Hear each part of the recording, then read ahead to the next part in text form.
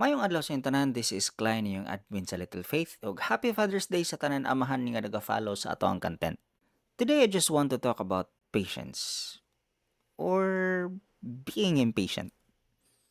Kabalo ko that all of us has fallen short on this, especially ako. Well, as men, we carry the responsibility to look after our families.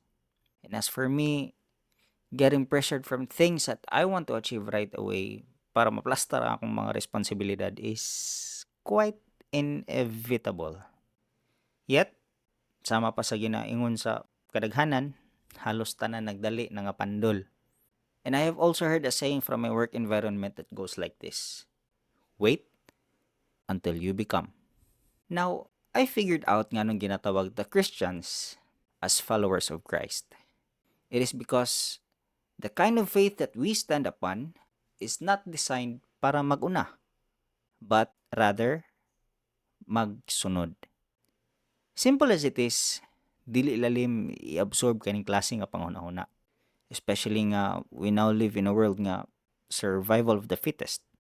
Yet one thing that I want to tell you today is that following does not necessarily mean getting left behind. God bless you, ang Pirme, ug Happy Father's Day.